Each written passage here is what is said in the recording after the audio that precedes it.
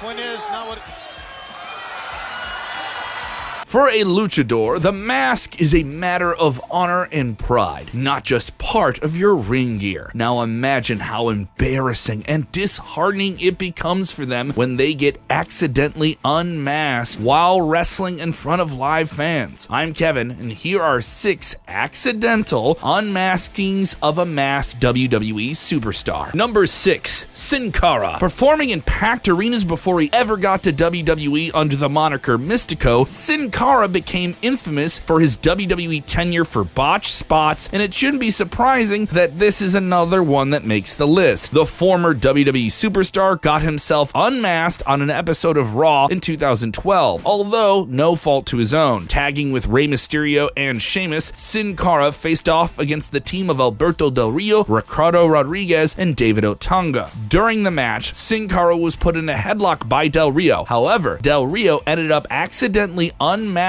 the famed luchador while trying to execute the next maneuver. Fortunately, Sin Cara was unmasked only for a short time. Eventually, Sin Cara and his team ended up getting the win in said match. Number 5, Kalisto. WWE held a tournament to crown the new world champion in late 2015. One of the quarterfinal matches during the tournament saw Kalisto face off against, wait for it, Alberto Del Rio. I'm seeing a pattern here. The two men went back and forth for their own styles of offense, and Del Rio eventually got the upper hand. The former WWE champion went on to set Kalisto up for a top turnbuckle maneuver, but in the process accidentally took off Kalisto's mask. Del Rio managed to act quickly and help Kalisto put his mask back on, but for a short while, the luchador's face was exposed in front of the camera. Del Rio really likes to unmask luchadors, doesn't he? Well, he was a luchador himself. Prior to being in WWE, he wrestled under the mask of Dos Caras. If I can't have a mask, no one can have a mask. Number 4, Gran Metalik. Gran Metalik found himself in a great spot in September of 2017 when he received a shot at